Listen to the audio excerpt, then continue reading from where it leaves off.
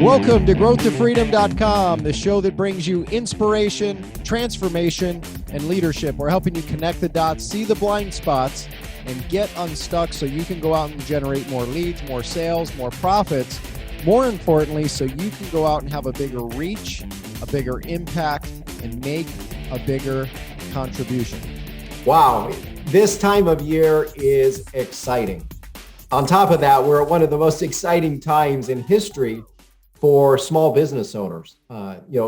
These last few weeks, we've been working with a lot of our private clients to help them through our unique process of what we would refer to as a growth strategy, which is essentially a half day or a day, depending on the type of client we have, where we take them and their team through our unique process on how to be able to go out and, create amazing momentum, right? Essentially to lead to a high performing team that runs the business without the founder, right? And so one of my clients said to me, Dan, you really should share your outline. Your outline would provide a ton of clarity. It would create a lot of confidence, would create a lot of certainty. And it's one of the most unique things I've ever said. And then a quick story, it reminds me of a good friend, maybe Miss Denise Gosnell. She is one of the top IP attorneys in the country and just has a fascinating business and does a lot of fascinating work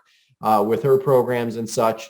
And I had taken a group called Genius Network and their team through a quarterly session like this, a growth session. And she said, wow, that was the most powerful meeting that I think I've ever sat through to do planning for a business that I've ever seen. So I want to share with you the 7 tools. This isn't all of them, but this will give you, a good snapshot. If you're at a place where maybe you're struggling to come up with a way to get you and your team on the same page, you're looking for a way to create massive momentum, you're the founder and creator and, wearing a lot of hats or whatever, and you want to free yourself up to get your team to run with you, right? And in some cases with the right team, run ahead of you. That's what this is designed to do. So this segment is titled 7 Tools for Maximum Momentum and to Lead to a High Performance Quarterly Team Growth Session, right? And why this is important is it is really geared to give you amazing clarity in your business, right? Is that what you want? Not just for you, but also your team, to get people on the same page, right? To create team unity and collaboration, to get a team, maybe your team, to help you implement faster, easier, better, right? So you can move from a technician in your business, maybe wearing so many hats like a lot of our clients before they start working with us are doing, where they're in the business so often, right? To where they become the real owner of the business, not like the job creator for themselves, but they're the owner of the business, right? They have the freedom to delegate. They have the freedom to work on their business a whole lot more. In some cases, get free entirely from the day-to-day, right? And why this works is, this old, I can't remember who said it. It might've been Joe Polish. I think I first heard this from, but I don't know that it's his quote. But, if they plan the fight, they won't fight the plan, and how true that really is. So I'm going to introduce you to the 7 tools you can use today to streamline your growth, right? And so I'm going to go through these relatively quickly, and I'm also going to show you some examples because we've been doing this for a while. So I pulled some old things here from some of our past clients and our stuff from 3-4 years ago, maybe even longer in some cases, to just show you, right? To give you, and we're not going to go through all of these, but ideally you get the 7 tools and the concept for yourself. And oh, by the way, if you want help implementing some of these things, we make it real simple. Let's talk about your business. We can help do this for you as well as work with you to help get a steady flow of clients every day, get you free from the day-to-day, right? And we become like a co-pilot for you and your company where we act as like, I guess, an outsourced CMO team, Chief Marketing Officer, as well as a CEO team, right? So that you can get a system in place that brings you clients daily without you, right? And it gets you free so you can focus on more of the things you really love. If you'd like to talk about that, how we might be able to help you as part of our work together, many times we'll help our companies, help our clients set this up so that they can get a rhythm, get momentum, get in full momentum. And it's fun when, it really works. It's almost like a great fight. I think you may know, if you've been following me for any length, I coach high school football, and it's like a huddle. It's like a daily meeting. these things work in business too. So a lot of sports stuff works in business, we found. So I want to introduce you to these 7 tools. So you're going to want to grab a pen. You might want to come back to this. So the first part of this step is getting clear on your vision, your values, your purpose, and your mission. Now, one of my favorite tools, because you can go into a lot more detail on this, Cameron Herold has a process he calls Vivid Vision. He wrote a great book. You can pick it up on Amazon. He's got one of the smartest people around who's an amazing copywriter, helps build companies' brands and copy. They have a process, her and her company, Jennifer Hootie, and her company actually take people and develop the Vivid Vision and then expand on it and, add images, graphics, and a whole lot more and really bring it to life, which is amazing, right? And I recommend that when you're ready. In the meantime, you might want to work with something. Now, in a previous session or previous episode, you can go find where we talk about the business playbook. And this was actually all the way back in 2017 when we had done this, right, where it's filled out. But essentially what it is, you've got values. So we've got our 3 core values, which our values have not changed because, it's in alignment, right? So we know it's in alignment. It's hyper growth oriented, collaborative teamwork, as well as contribution and impact driven, right? Then it's our focus. Like, what is our focus, right? As a company, right? And this is where you get into your mission, your purpose, and your focus, and then your future focus. What are you building towards as a business? And then there's some marketing plans. So again, when we work with our clients, we actually give you this in a previous segment. You can go find in our episodes, Business Playbook. And we will, if you send us an email at help@breakthrough3x.com, we'll actually give you access to this tool, right, as a starting point, which is a great place to go. The second step working in this process is marketing plan blueprint, right? As the old saying goes, most people don't plan to fail, they just fail to plan, right? The Small Business Administration some years ago, I don't want to get the dates wrong, but it was a handful of years ago, did a study and they found that like over 90% of businesses fail in their first 5 years. And do you know the number one reason? Do you know the number one reason they found that most businesses fail? Is because most of them don't have a marketing plan blueprint, or they have an outdated marketing plan blueprint. So we work with our clients to help install this. So this is an example from a couple of our clients that I pulled. I think one of these was 2019, and this one was at the end of 2018, right? But it's a marketing plan. But this is our old logo, by the way. But essentially, there's 20 questions. Now, literally, you can go into a lot more depth than 20 questions. But I've been doing this for 30 years, so we found the 20 questions to really bring clarity to the founder, to their team, around products, the problems they solve, and a whole lot more. So there's 20 questions. Now, again, we have this tool that we will give you called the Marketing Plan Blueprint. But it's great to fill this out ahead of time and then go into the meeting, which is really, really powerful, right? And don't be one of those businesses like the small business. Like, ideally, you update this every single year. It's just a great, great thing to be able to do. So that's number 2, the Marketing Plan Blueprint. Number 3, we have a tool called the Focus Multiplier. And this is an example of the Focus Multiplier, right?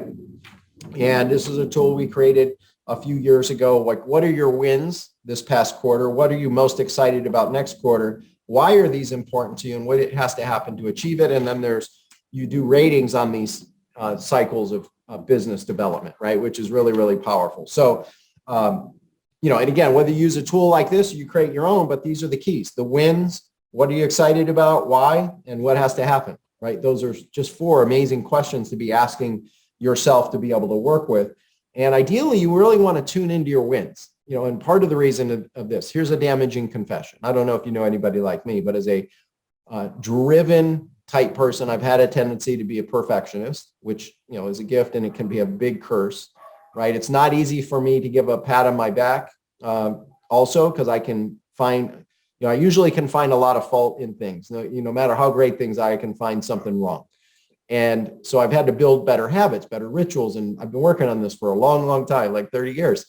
And so doing this process quarterly at minimum, sometimes even monthly, this one particular tool with Focus, identify your wins. It's so refreshing to look back. There's a quote from Bill Gates. He says, we overestimate what we can do in a year and underestimate what we can do in 10. And it's so true. And the same thing goes with wins. So many times we underestimate the wins we really collect in a given a given month, a given week, a given year. So I encourage you, tune in. Like, if there was one question that you could ask right now, it would be, what are your wins? What are your wins? And as a result of this focus multiplier, ideally, it helps you bring clarity of what are some of the key focuses that you've got as well. That leads to number 4, right? Where essentially it's 2 questions. What did we accomplish, right? So this relates to those wins, like what did we accomplish? And then as an important question to add onto this is like, what have we learned? What have we learned from this? Right? Today, when we were working with one of our private clients for, a good part of the day, we were going through their data, we were going through their, campaigns, and we were looking like, they had a campaign that, it generated a couple $1 million in revenue this year, right? And they had this other hidden campaign that was a certain type of model where on the front end of it, it was almost 2-to-1 profit, low risk, high reward. And essentially they have an ability to generate thousands and thousands of leads a month for free because it's profitable on the front end, and they weren't and hadn't been leveraging it.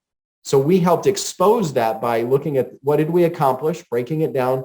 What did we learn? We learned, well, we need to exploit this particular campaign a whole lot more, which has been under leveraged up to this point, right? So these tools give us an ability to bring clarity and optics to be able to do just that. So what did you accomplish, right? What have you learned? Ideally, you're going through this with me as we go through this. Step 5 is what is called a SWOT analysis combined with an assessment. I want to give you a couple of questions to be thinking about in your assessment. So SWOT, what does it stand for? It stands for, I believe Vern Harnish created this years ago, but I could be wrong.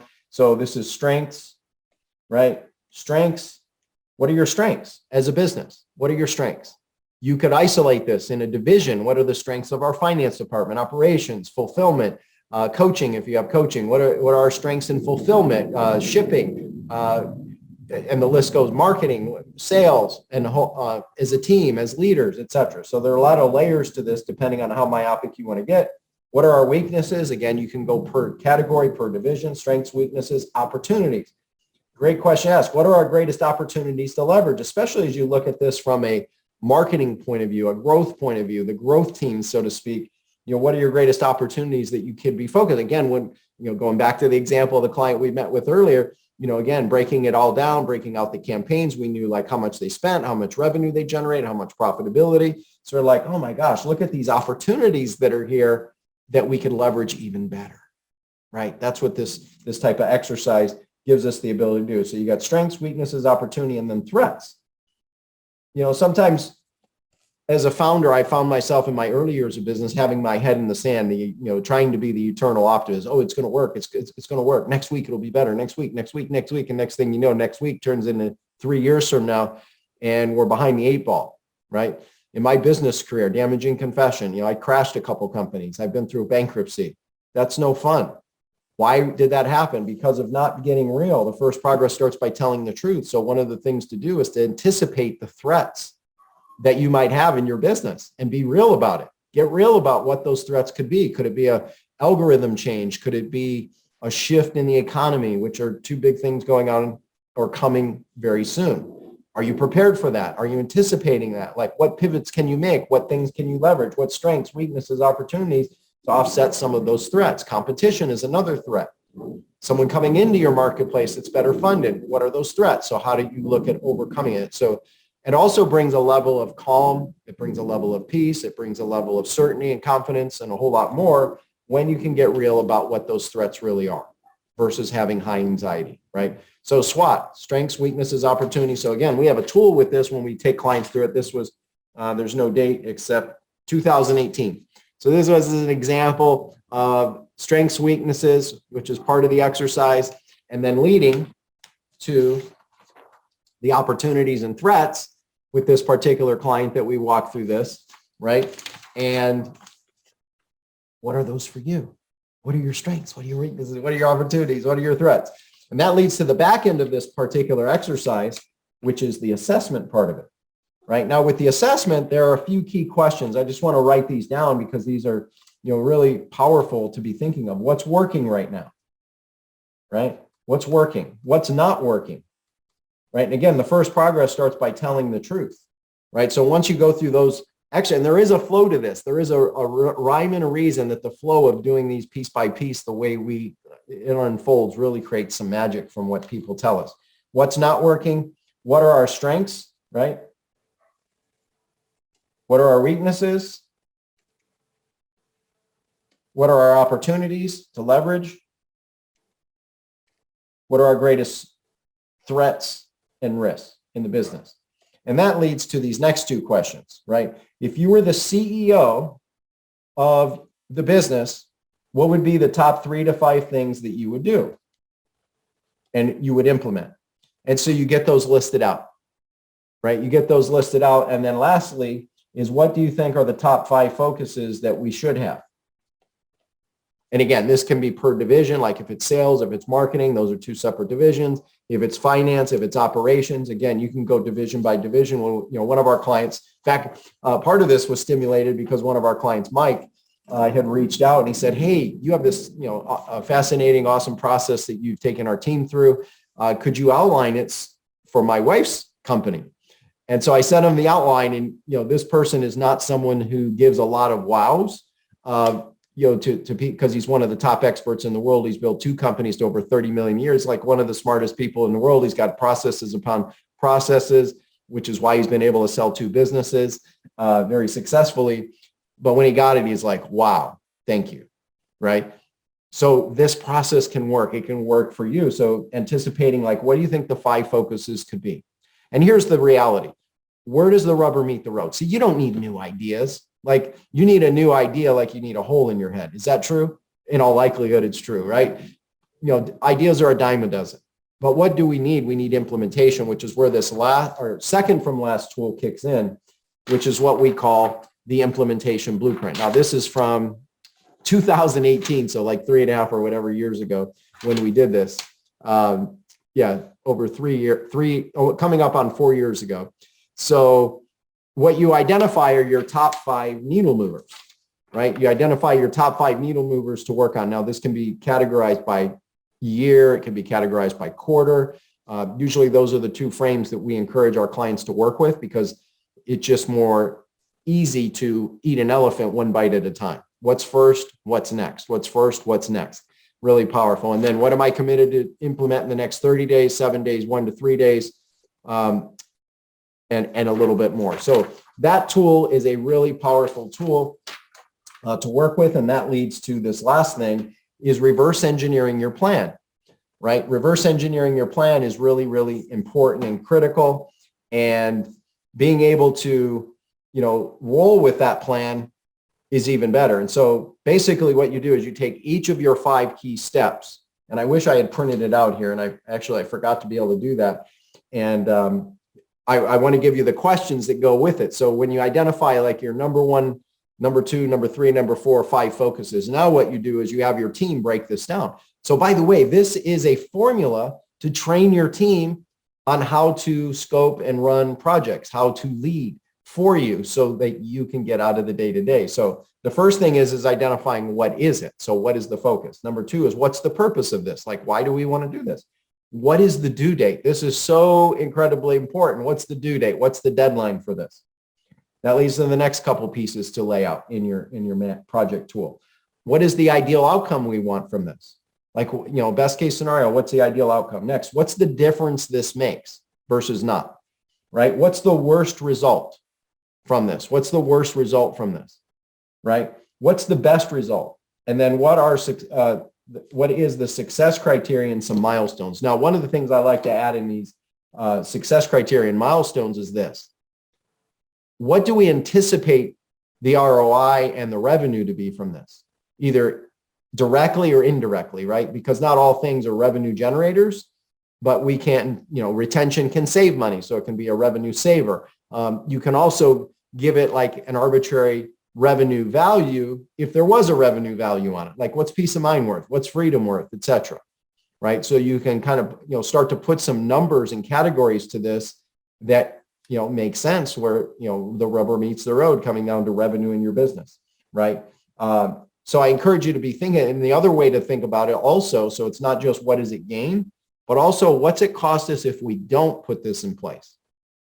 What's it cost us if we don't put this in place? And be thinking of those couple items and then last but not least, which is also one that in project development, project work, project management, project coordinating, that seems to get missed a lot, which is why we've got it built into this tool, which is what are the anticipated resources you will need to get this done? Like in our conversation today with this client I had been referring to, who was a big part of the instigator of creating this overview. We were running down the road and then we asked the question, well, what resources do you need to get this done? And they really hadn't thought about it. Well, what's on your wish list that you would make this easier so you could get it done and get it done on time, avoid any delays? And as we scale this, because we always think of things that, like what happens when we grow this by 10 to 20 times, what will we need, right? So it's different layers of thinking on that. So when you put all of these 7 tools together, you walk out of this with your custom growth blueprint at the end of the day. And what does that give you? What does that mean for you? You get freedom as the founder, CEO, and owner of your business. Instead of you being a technician, it gives you clarity. It gets you out of the day-to-day, right? And again, this is just a snapshot, but I will encourage you either create versions of your own tools, or if you want to connect with us to see how we can help you through this process, and or if you're working with us, we do this with you as well as just part of the process. In fact, our kickoff session that we do has almost all of this built into it when we kick off. Literally, this is part of our kickoff. This is part of our secret sauce. McDonald's has their secret sauce. This is part of our secret sauce. Clients who ask, why do you have such a track rate of helping some high profile experts, some of the biggest names in the world, get results and success? A big part of this is we put the work in up front, right? Makes it easier moving down the road, right? And again, most people don't plan to fail; they just fail to plan. So this is a great growth blueprint. Whether you insert parts of this or all of it, or look to have us help you implement it. If you do want more help, if you want to learn more about how we can help you, you'll reach out, schedule a time where we can talk, learn more about your business, review your situation, review the size, review your goals, all those sorts of things. See if we're a good fit. If we're not a good fit, by the way, we'll look to get you connected to someone else who is. You can take the first step by setting up a conversation, having a talk. You can go to breakthroughstrategycall.com. That's breakthroughstrategycall.com. And all in all, here's my hope for you. I hope that you take action with what I've just shared with you. I hope that you apply what I've shared with you, because I know what it will mean for you. It will mean that you and your team have an ability to build momentum, build massive growth, build a bigger impact, have a bigger reach, be able to make a bigger contribution doing what it is that you do, right? And it starts with having a great growth blueprint, right? A great growth blueprint. These give you the tools to do that. So apply these 7 tools, at least 1 or 2 or 3 or 4. How would those 3 or 4 impact you, let alone if you had all 7 of these bullets in your gun, so to speak, to work with? So apply it, take action, and then let me know how it works for you. I'd love to hear from you. If you want to go deeper, talk about your business, how we might be able to help at a deeper level, again, you can go to breakthroughstrategycall.com. That's breakthroughstrategycall.com. Enjoy the day, seize the day, make it a great week, and we'll see you on another segment coming soon. Bye for now. See you.